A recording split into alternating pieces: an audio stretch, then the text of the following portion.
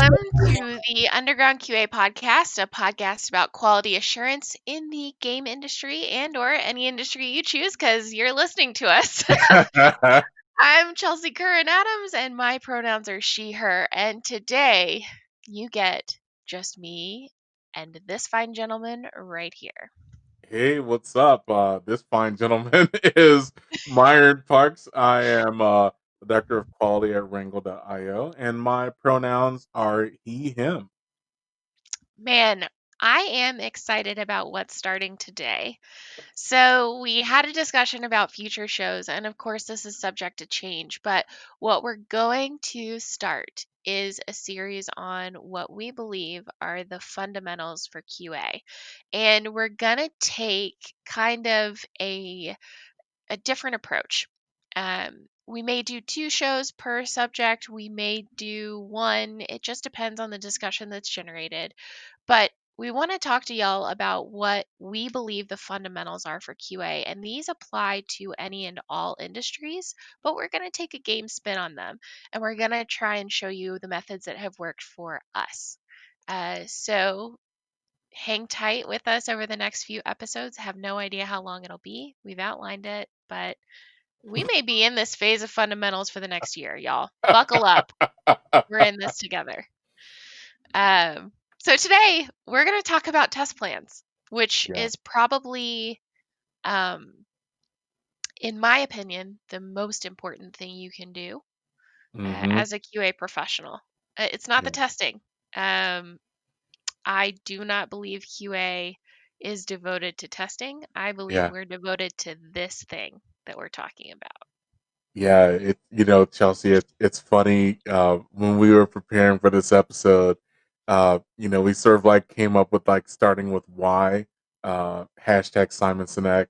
And I remember earlier in my career, there was a certain point where I would apply for a job and the next job and the next job because I just really like testing. And then I started getting this weird question. Um, uh, well, how do you know when you're done testing? And I was like, well, my test cases are done. I broke some stuff. Like I found some. Is that good enough? It's not. That's not it.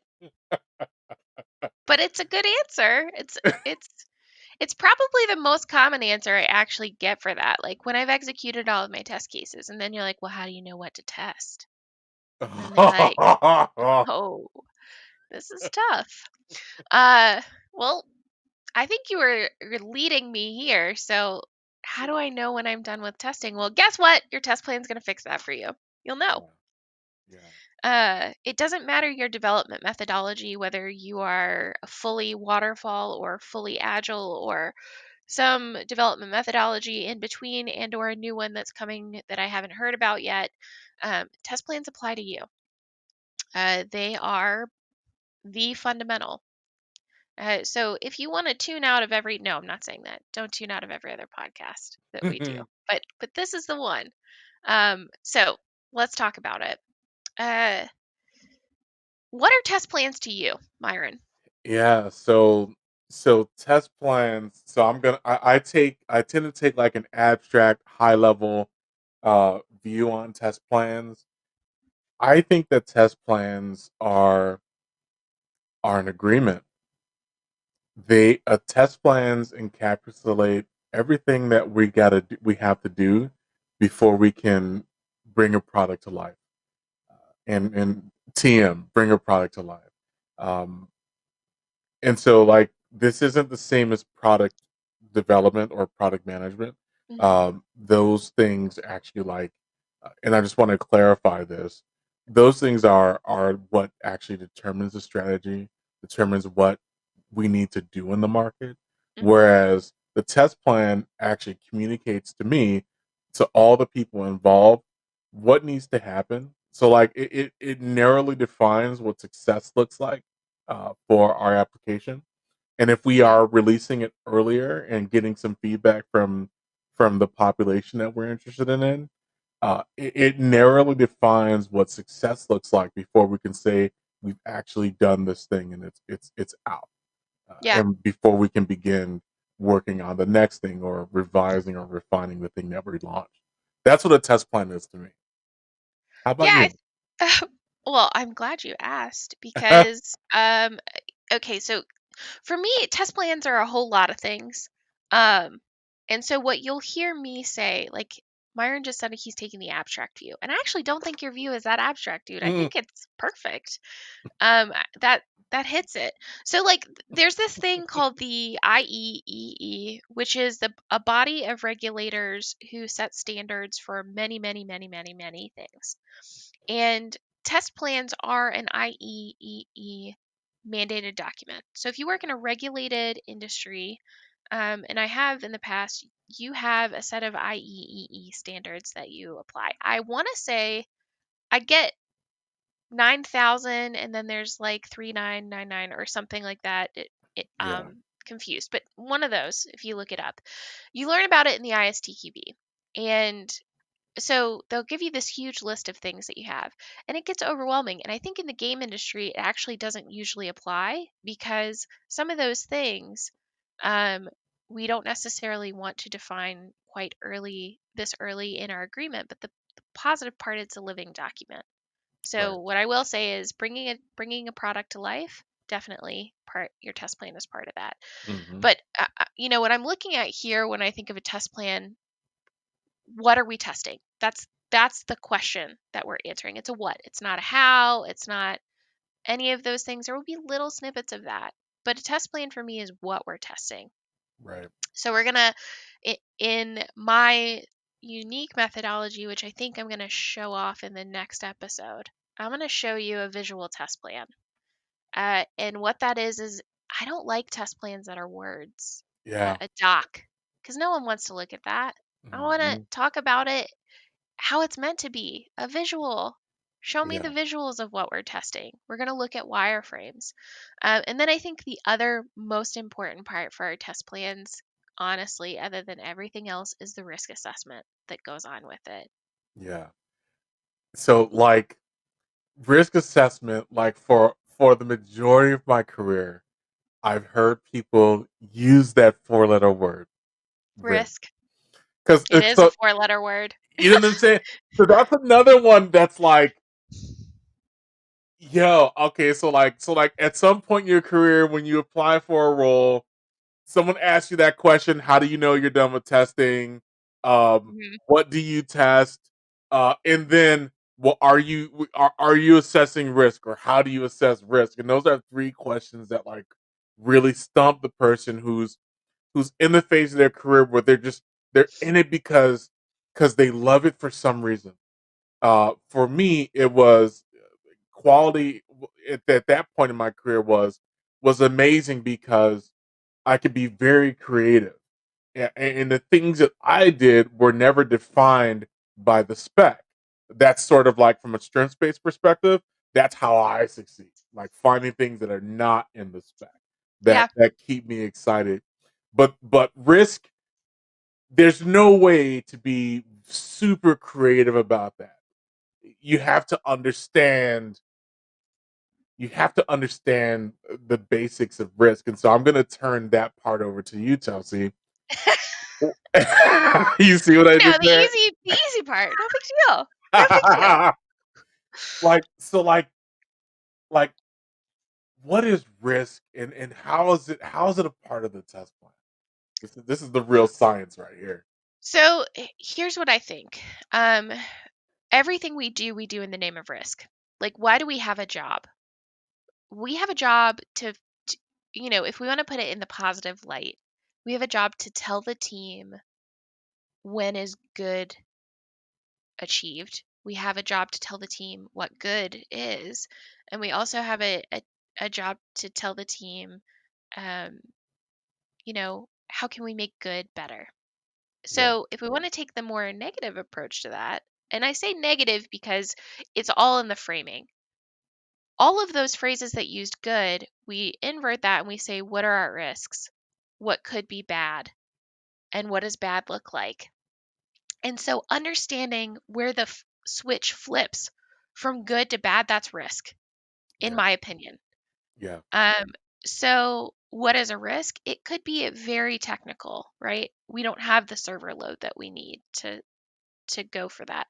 But risk can also be very qualitative in nature. Like this isn't fun. Yeah. Yeah. Like, yeah.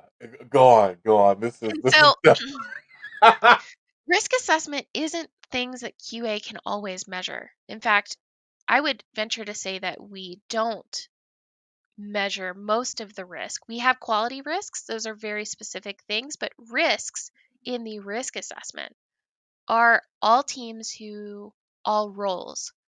They all have a responsibility. And what we're doing in this doc is we're saying, hey, you should know that we are thinking about these things: design, performance, the way our players Mhm. interact with us, the way our customers, like we respond to our customers. These are all risks. The calendar, all of those things. Now, you may say, Chels, doesn't a product owner do that? And I'm going to tell you, yeah, they do Yeah. some of that. But guess what? They don't put it all in this one doc here. And we are Right. going to do that. We Right. are essentially, when we create this test plan, we are making the best document for our team to come and look at that tells us what we're doing from a totally different perspective. That is, we build up all of these things to show them at the end this beautiful risk document that Right. says, here are the things that are most likely to happen. Here are the things that will be the worst things if they happen. And we are Mhm. thinking about them now, today. We've measured them, we've made them qualitative and quantitative in nature. And we're having that conversation now, even though we're months away. Or Right. maybe we're a week away from encountering this risk. It's a living document that survives the whole path of the feature update or the product, and or because it could be either. Like, risk is the thing that actually we're trying to get to in our test plans. Yeah, like, I just had to stretch my neck because I was nodding so hard. Like like that I mean, I said before, but like this, we're like breaking it down to the science right here. Like I would go as far as saying everything that we do leads us, especially as we interact as a full member of the leadership team driving the ship. Everything that we do informs the risk of launching right now. Yes. And when you in one of the earlier episodes, I talked about decisioning and what it takes to form a dashboard that helps you make a decision. And you start with a yes no, and then everything that you put into that test plan and the dashboards that are informed by what you set up in that test plan answers a yes no question. That yes no question is, are we ready to launch now? So Yep. like it's been like months, but like I teased it earlier on foreshadowing, but like the question that you're answering with the dashboard that's associated with your test plan is, are we ready to launch now? Yep. And you assess risk for that. Yep. There are there are times, most of the time, where you're going to have to launch with known problems, Sure. Absolutely. and you communicate that. One of those pieces is a test plan. I love that you brought up the product team, and as you framed it, I imagine the quality practitioner in the room talking with the product team Novel and the idea, huh? sponsors, yeah, and the senior architect and the dev lead and the security lead and the PR team and the marketing team. Wow, like here's what's broken right now. Yeah. Here are the things that are going to impact our brand if we launch today. And so let's have a conversation and disposition that risk. Yeah. And that's another thing that comes out of, I would say, the activities surrounding that living document. Again, I'm going to repeat, living document. Yeah. I have a post-it note written on my desk. Let me see if I can find it really quick. Um, it's y'all, my desk right now. I'm living that quarantine life hard, but it's literally a post-it note that says, if your document is dead, you've committed murder. And that's a really I know that that's a really strong phrase, but I've started socializing that with my team more because I feel really strongly about it. Like, if we're doing a document that dies, why the heck did we do that document to begin with? And Yeah. our test plan, if that dies, then we've lost one, the investment of ourselves, Mhm. but two, the investment of our teams. I know, again, really strong phrase. Can I walk you through an exercise, a thought exercise in this Sure. that I like to take my team and my coworkers through? Because Yeah. I love metaphors. What strength is it? One of the strengths is that I have is I like to make metaphors for understanding. Uh, And so what I think about is what's your favorite food? my favorite food. It depends when I'm using cannabis chocolate. When I'm very nervous, chips. Uh huh. Um, I would say chocolate. Okay, let's go with chocolate. Yeah. So let's say we're gonna create a chocolate cafe, an experience in chocolate. Mm, Our test plan should be our business plan, essentially for opening up our chocolate restaurant, our chocolate cafe, our mm, chocolate experience. right. So tell me, what's on your mind first when we're opening our chocolate cafe? How long it's gonna take me to get the chocolate? Is it going to taste good? Those are the two things that are in my mind that Okay. would bring me to that cafe. And then let's say in 6 months we will have opened. Let's just take that. What are going to be the worries on your mind in 6 months, do you think? For the chocolate, or as a user, or as the owner of the chocolate store. That's a really great question. Well, as the owner, I want to make sure that that the chocolate is always good, so consistency, Hmm. and that the chocolate's never melted or like crappy. Okay. I love As a, those. yeah, as a user, I want to know that they have my favorite chocolate. Hmm. So like, they're gonna need to have like Swiss chocolate. They're probably gonna need to have a little bit of ice cream because I like to mix it up every once in a while. Mm, Um, I want to go to this place now. you know what I'm saying? Like, and maybe a few other products that have chocolate in them. Sure. Edibles, magic chocolate, etc. Sure. So yeah, so some variety, some consistency. Yeah. Should we be worried about those 6 month problems right now when we're trying to kick off our restaurant or our chocolate experience?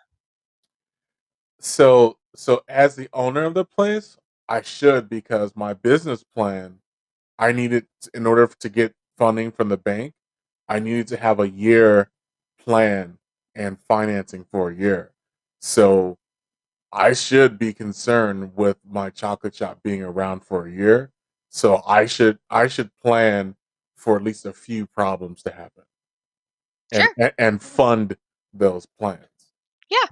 And I think that that's the way that we should look at test plans. I don't think, we should have a long term view with them, but we shouldn't be caught up in solving problems that the circumstances may change, right? We should plan for the manufacturing. We shouldn't Yeah. plan for the exact issues. And Yeah. so test plans also are wonderful because they can be milestone based. We Mhm. don't have to think of every problem as a today problem. Our problems in 6 months are going to be different. And of course, we should consider them. And we should try to think about them now so that we can build sustainably for our future. Yeah. But we don't have to solve those problems right now.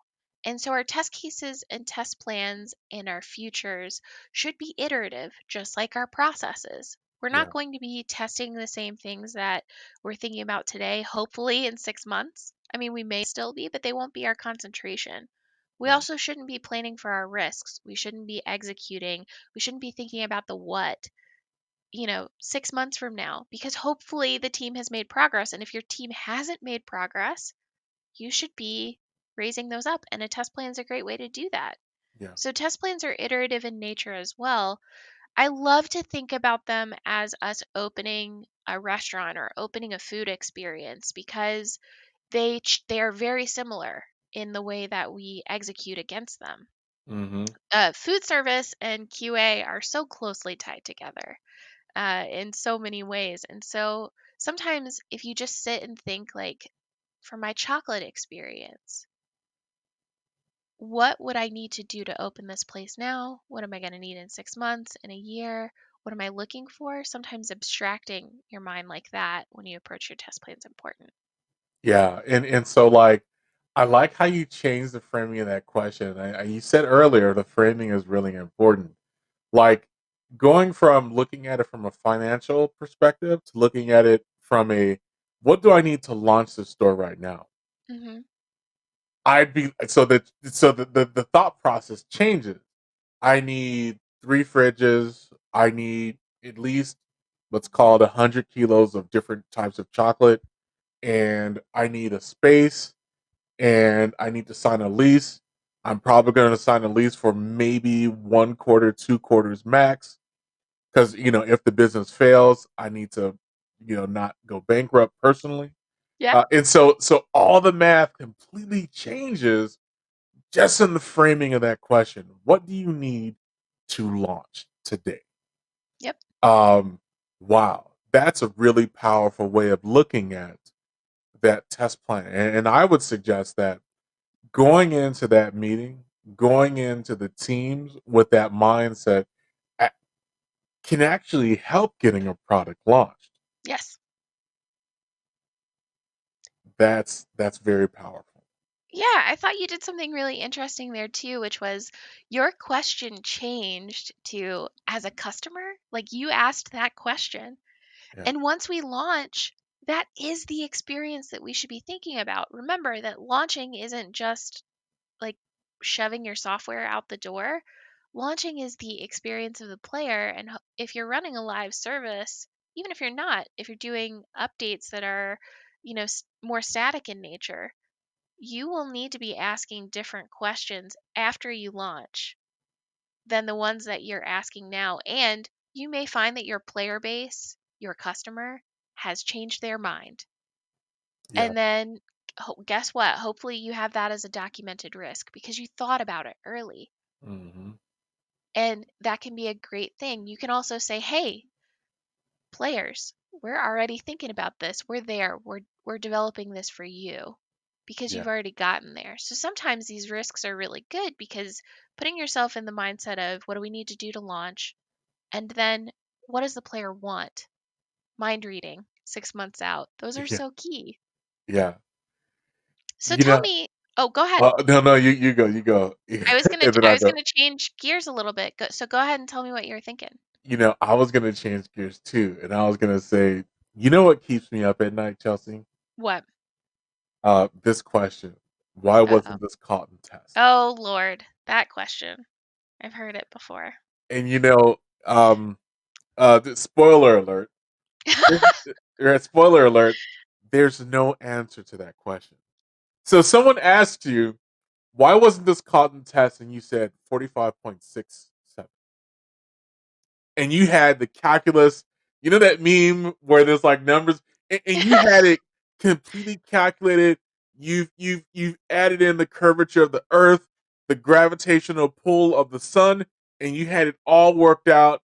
And you had a time machine. You had worked with Einstein and all the great brains, and it came out to that number. That Hmm. wouldn't be enough. So, like, understand that that question is a political question only. Hmm. That question is the caption is, "Why am I not a part of this team? I don't feel like I was included in the decisions, and because you treated me like a customer, the customer is always right, and I am upset, and I'm going to make you pay for it." Yep. Those are the things that I hear when I hear that question. When I realized that after trying to answer the question with very specific specifics, yeah, I did that. Specific hyphen specific. It's good. I realized that the test plans needed to change. And one of the things that we're doing when we're building a test plan is we're building, dare I say, the live team also. If you can't see my face because you're listening on audio, I have a wide open mouth and I'm covering it with my hand because s- Yeah, surprise! yeah. You're bringing the people into the loop that Yeah. run your operations, Yep. that are actually responsible for the business. Because one of the things that we have to realize is that every member of the team, aside from the people who are responsible for the business, we're value adds. We're there to support the business. We're there to Yep. support the clients and the customers and the user experience. And bringing them on the team, getting them involved in your stand-ups, getting them involved in your test planning, that's like the best. If there's one thing, in my opinion, if there's one thing that you walk away from this series, the next 2 or 3 sessions, with is understanding that you need to bring the people who are responsible for this once it's live and that financial unit or that responsibility onto your team and your test plan. If that's the one thing that you walk away with, I hope that's the one thing. So let's talk about that because I think it's good. So I've worked on a few teams that have done this. I love your way of thinking about this. I've worked on a few teams that have done this interestingly. Some teams have done review meetings, like test plan reviews. Everybody sits down together, whole team, and looks through it. Sometimes it's the first look, sometimes it's, well, we reviewed it before. It depends on what your methodology is. How do you feel about reviews, comments, all of that stuff on those test plans? How does that work for you? Yeah, similar to the very specifics piece, um I'm going to start using that phrase now. one of the things that's important for a test plan to be successful or a launch to be successful is understanding communication. Um, when we talk about tests and test plans, stakeholders who are not connected to it see those as our problems, the problems of the development or the delivery team. And so I try to frame things in a way that connects with their problems. Mhm. And so let's say I have a team cross functional, the owners of the business unit of the product and the people who are trying to enable using enabling technology launch the product. Mhm. Okay. I do a thought experiment with that team to engage them. I say, okay, when we make this change, assume that nothing works.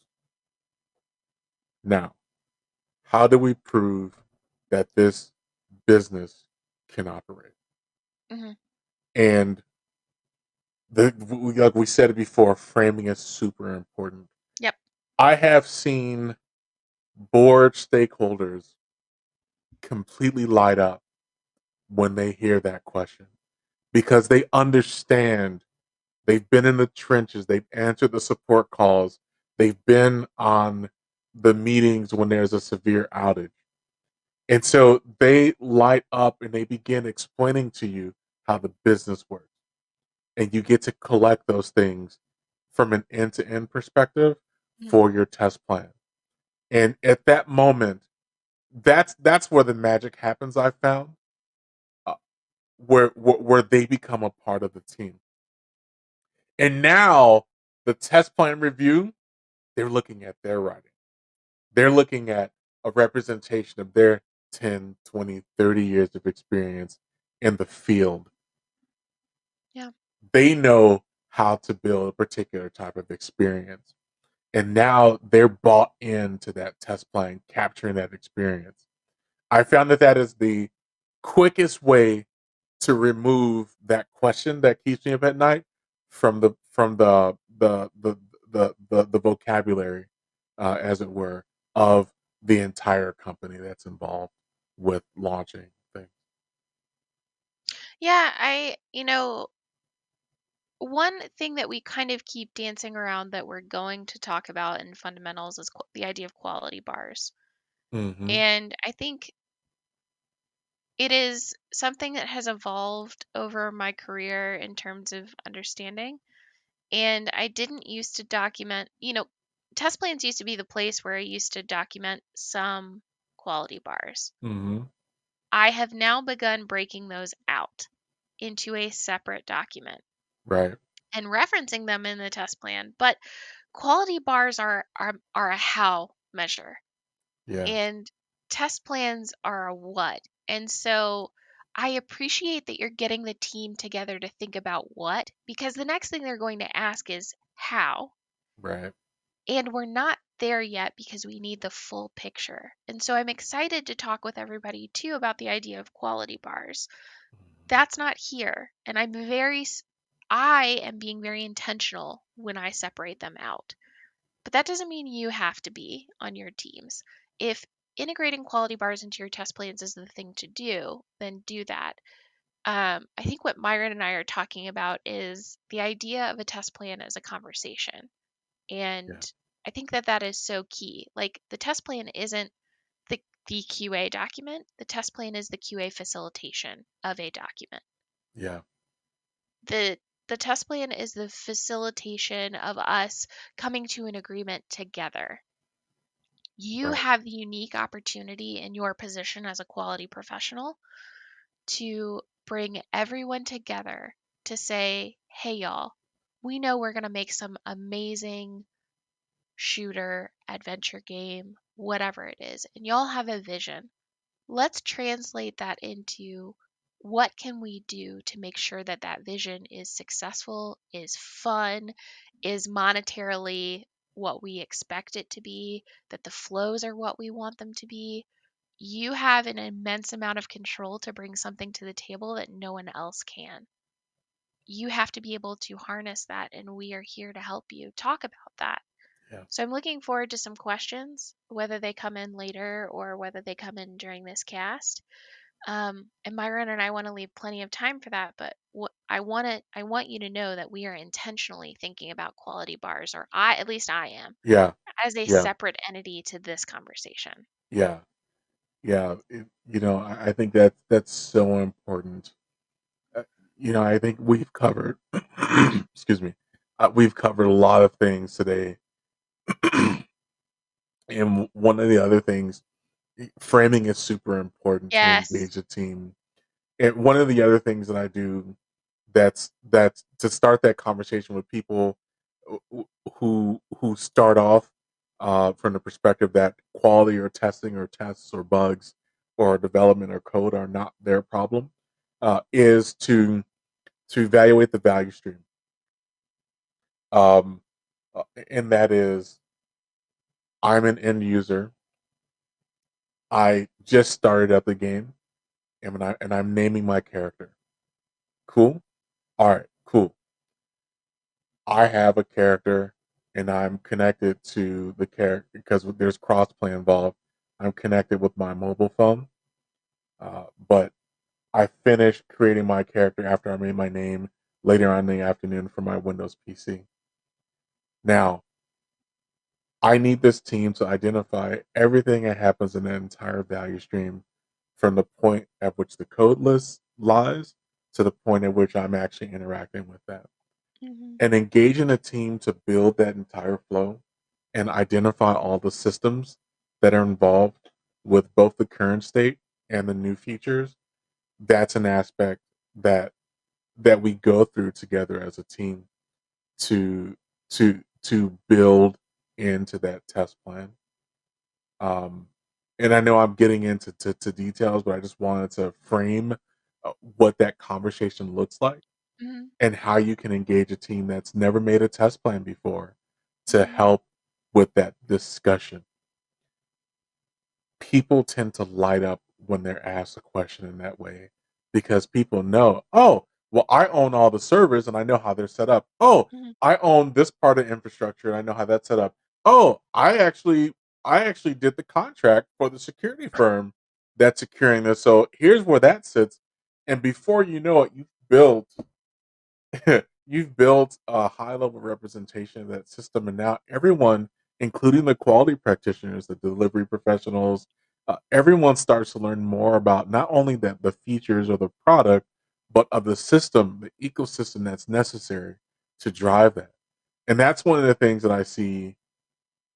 That's one of the ways that I've seen really engages the team, the full team, the Yeah. company, Yeah. the business, and what we do in that live document. All right, that was the No, one thing I wanted to add. I think that's really good. I think, one thing one thing when you were talking about that kind of crossed my mind that we are encountering on some of my teams right now is, okay, what if you come in late to the project? Mm, What if the value of QA and or the hiring situation or whatever doesn't allow you to come in at the beginning? And what we have done, and Myron, I'll ask you what you have done in the past, but what we have done is I have set people to creating a test plan for already created software. It's a really unique perspective because I get the question a lot of like, okay, Chelsea, like, I'm not working from wireframes, I'm working from the real product. We've already made product decisions.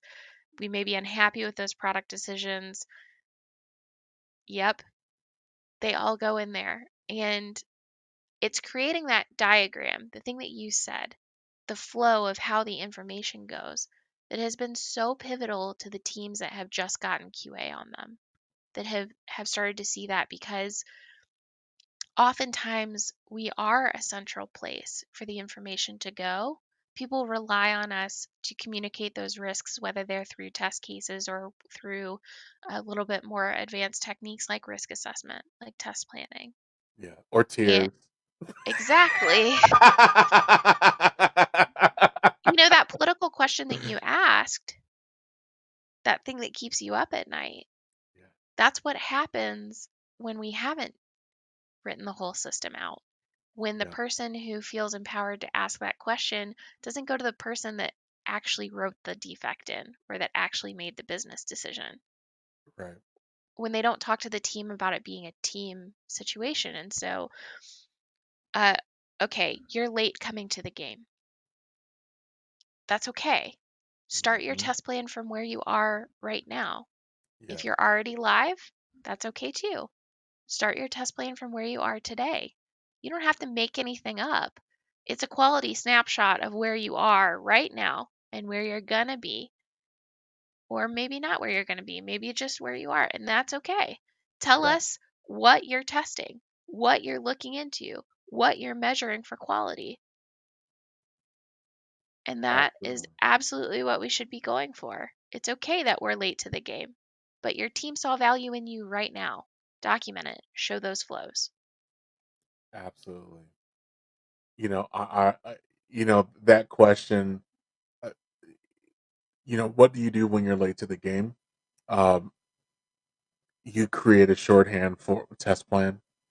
Um, Again, all the things that we talked about, your test plan is not necessarily only to inform what you're going to test, but it's to communicate, "Hey, here's what we think we're gonna make sure works. Yeah, Is this right? absolutely. Like this is everything that we're aware of, bro. Yes. Um, we got Yes. it done quick so we could start, but you need to let me know if there's anything that you know what I'm saying? Like you're signing off on Absolutely. this, but I'll ask that question. Look, when we make this one change, yeah, sure, it's only one feature, but nothing works. Like, here's what we're gonna make sure works. Is there anything else that we need to make sure works? Because we don't have any evidence to prove that it does. Oh well, here goes this thing and that thing and that thing. Okay, all right, cool. Thanks. But this is it. This is what we're gonna you know what I'm saying? Like we're just Mhm. communicating with you. Here's what we're gonna look for risk at. So when you say, no matter who's involved, no matter how high the level, no matter how junior the test lead is, if you're the only test professional in the entire company, and your title is associate junior tester, Someone's gonna pull you aside informally. The more junior you are, the more informal it is. At lunch and say, hey, are we ready? Hey, are we Mhm. ready? I mean, just just you and me. Are we ready? Uh, and so everything that you can get in that informal test plan is going to allow you to say, look, this is everything that I'm considering when I give you a yes or no. If we're ready to launch. Yep. You know, Yeah. and so you know, not surprisingly, Chelsea, I do functional mapping of an application in addition to a test plan, and the functional mapping is a visual representation of systems, applications, epics, features, and capabilities that provide value to the market. Right. That's what I do. The visual is, and So you said it, powerful. it's so powerful. Yeah. Yeah. So powerful. Yep. Because you talk about like the documents are there, but then you go, all right, so I'm gonna open up a mind map and here's what does this thing do? And I've seen the most bored business practitioners lean up on the table and like stand up. We have the marketing team in, the sales team even, and we're excited at the board and we're talking about, and they're like, yo, that does that. I can sell this to these clients. And there's so many things, Google Chime, and I'm sorry, Windows Chime. There's so many things that add value at looking at it visually. And I'll Yep. stop talking now because I'm on the roll. No, I think that's amazing. Sarah asked a really Lady Odd Duck asked a really good question here. What's the scope of a good test plan? Do you make them per feature, per patch, or just the product as a whole? I have feelings on this. Do you have Yeah. feelings? Yeah, me. I have feelings too, and I'm gonna say it depends. So, Sarah, my answer on this is it also depends. So here's the thing. Um, and I'll try and break it down a little bit. Are you late? If so, whole product. Get in there, dig in, whole product it. Are you really early? Also whole product. Yeah, Uh, because you may not have the answers for per feature per patch. Do you have multiple quality owners? For indie studios, you may not. So you may have to take a bigger chunk of the pie. For teams that have more QA people, do you have someone per feature? Heck yeah, if you can do per feature, do it. yeah, Your role as a quality manager then is to aggregate those into a per patch or whatever, right? So lean on your quality management to say, like, hey, here's this doc. Can you combine it with everybody else's doc so that the higher up you go, the bigger the view is? Do you just append your whole product one with per patch, per feature? You can do that too. It's up to you. Uh, what I will say is the smaller you can get, the more benefit you're going to get from a test plan. But don't start so small that you can't crawl your way out. So look at who you've got for staffing, look at what you've got for timeline, and dig in responsibly. This is going to take time and investment. And if you're just doing it to tick a box, then you're not doing your due diligence. But if you're really interested in the quality of the thing, whatever that thing is, patch, feature, uh, or whole product, that's where you dig in. yeah. I absolutely agree with you, Chelsea. I like the idea of test plans or the agreement of what risks need to be assessed Hmm. before we launch. Hmm. See what I did there? Um, um, I like that being T-shaped. You lay a scaffolding, you get an understanding of the product.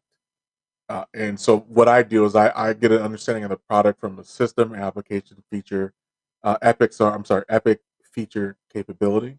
Hmm. We're talking about product, but also integrating the enabling technology in there so that we can speak with the developers and understand what's important to them as well as what's most important to the end user. and conversely the business.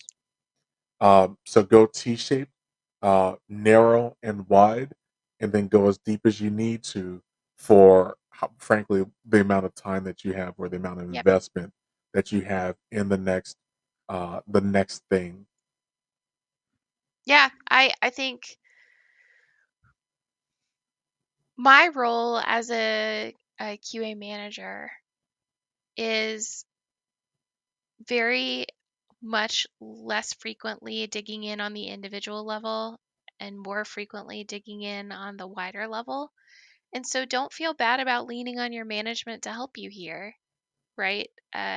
Regardless of where you are and who you report to, ask them what they want.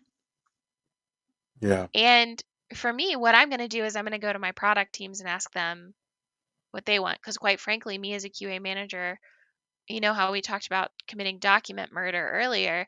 I don't ever want my team to make a document that's just for me. It's the same sort of thing. Like you're creating something that if it's just for me as your manager, ugh, that's the worst.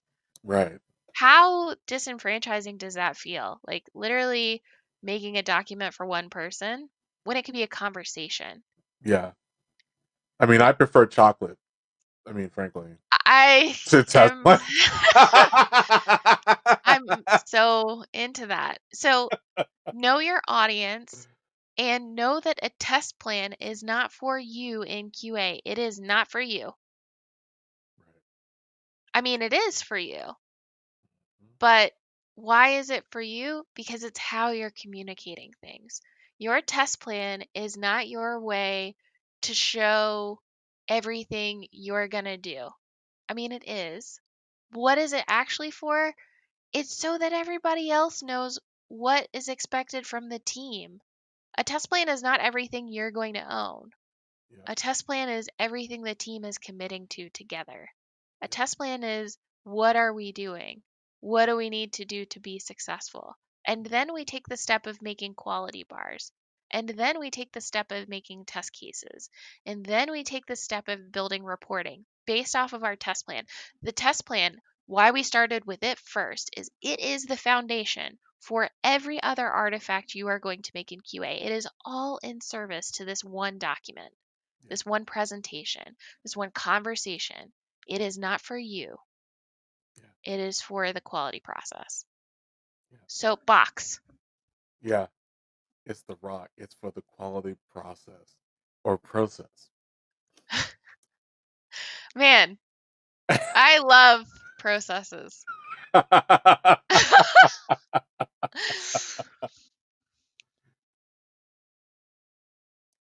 Sarah, in the chat, does that answer your question? Any follow ups or anyone else have any other questions?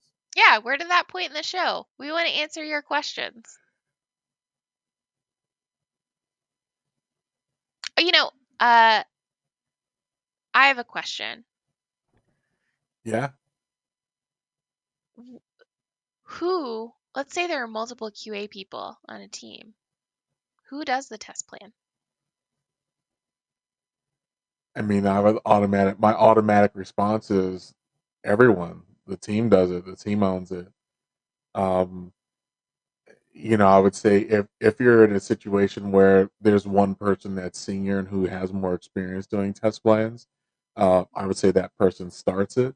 But it's got to be collaborative. Even if you're on a QA team that's been hired only to test, and like you have no access to the uh, to the product team or anything like that outside of your test reports, uh, still a collaborative thing across the what the team knows. Uh, Yeah, you know, just a simple principle, but two, three, four, five heads are better than one when agree. evaluating a situation and making. Now, committees generally don't work, but I mean like collaboration. Yeah, Committees are, every negative thing that you can think about committees, that's a committee. This is a collaboration. yep, People come to the table, they debate, and when there's a plan that's made, there's an agreement because you're a team, and it's the team success that's the most important. agree. So Sarah asked, this might be something you're saving for the next episode, but what are the components of a test plan? Um, okay, great question. I'm not going to save all of this for the next episode because I think it's a really good lead in question. Yeah. All right. So what's in a test plan? Well, for one, what you're testing, what you're testing, what your quality timeline is, not what your testing timeline is, what your quality timeline is. What is your quality process or process? So I have this fun little meat grinder graphic that I've developed that is the standard for operation for all of my teams. It ends up being the same across all of my teams because that's what we do. We run regression tests, we run smoke sweeps, we write tests here, we check for blockers here. So I have a graphic of that. I have information about what devices or what environments I'm going to be testing on. So, are there test environments? I need to list those. Are there specific devices or configurations? I'm going to list those. Why am I going to list what like actual devices I'm going to test on? I might need to ask for budget. Yeah, you might have to buy them. So, am I going to test on 40 mobile devices and consoles and all kinds of things? I need to know that I'm going to spend roughly 30 to 40K on devices and dev kits and all of that stuff. I'm also going to list what tools I'm going to use or what tools need to be developed. Do I need an API harness of some form? Do I need to find someone who is great at testing Postman calls, for instance, like API level stuff? That informs what I need to do to hire. Yeah. So all of these things, all of our things in our test plan, we've got the what. Those are pictures, screenshots, wireframes, conversations, links to other docs of what we're going to be testing. We're going to be what we're testing on, what we're testing in, so our environment. What's our timeline? We've got the risk. What could go wrong? So notice that I'm phrasing this all in what's, and that's because I truly believe that test plans are our what. We're not talking about how. We're not talking about what good is yet. That's the Right. quality bar. And you can choose to include those. That might be where you want to. But for me, I have moved that out of that process, Right. right? I see someone commented, we usually split our team between regression, requests, and test plans. Can you tell us a little bit about that? Just type up a blurb of what that means to you, and we would love to Yeah. talk more about that too. But yeah, like when I look at um, the components, you really get to pick those. But what Yeah. would I put in? What do I need to be successful? What do we need to be successful? You Yeah. need to perpetuate a system of knowing what you need to buy, who you need to hire, what do we need to develop, what do we need to know that we're done. Right. It all goes back for full circle to that. But that's the thing, right? Yeah. Yeah. I mean, I use it as a communication medium. So one of the things that I add as far as the section of identifying what the scope is, like what the narrow success looks like. Mm. Um, I also include the view of all the systems and applications that are involved for that end to end journey. And then once we have it identified, I ask that question. All right, so nothing works after we made this change. So team, what do we need to do to make sure to prove that it actually works? Because our assumption is that it doesn't work, and something very magical happens right there.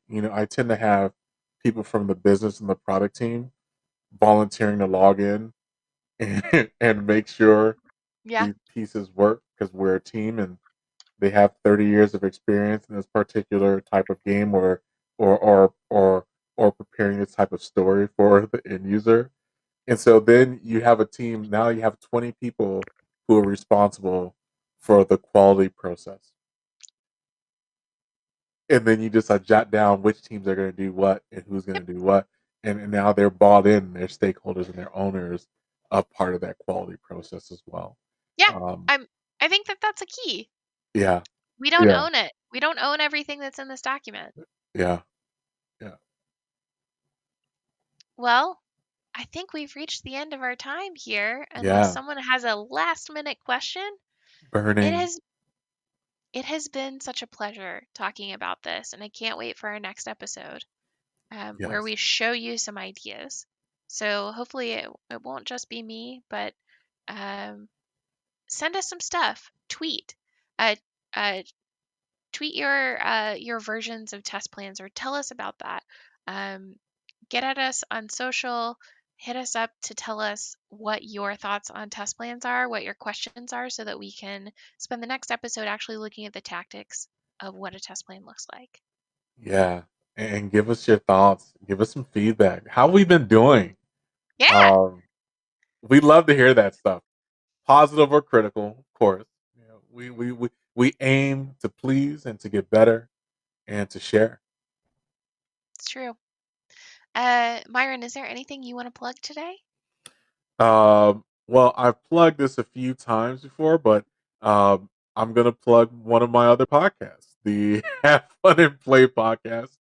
Um, we do it, we love it. It's friends getting together, just having fun.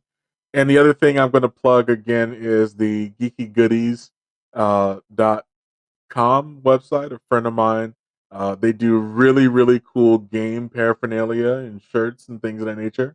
So uh, you'll have fun enjoying that stuff. How about you, Chelsea? So I happen to work with Katie, uh, but I don't actually work with Katie. But there is a woman who works at Riot named Katie. I think Karanis is how you pronounce her last name. I'm sorry, Katie, if I'm butchering it. But she does an amazing series of Unreal Engine 4 beginner tutorials on YouTube. And her YouTube name is Make Games with Katie. Uh, And if you are looking to get started on making games, Katie is a great source of fun, easy to learn, lots of commentary. Take a watch at her show that she's got going on YouTube. Um, but other than that, uh, whatever you choose to do to learn, I'm plugging that. Pick a thing, learn some new art, go on Instagram and make that thing that you saw someone crochet once. Um, do the thing. where is your parle français? I started learning French again. There you go. Par Thank you exemple. so much for joining us today. We are so glad that you're here with us. Yes, and absolutely, that's a wrap. See you in a couple weeks.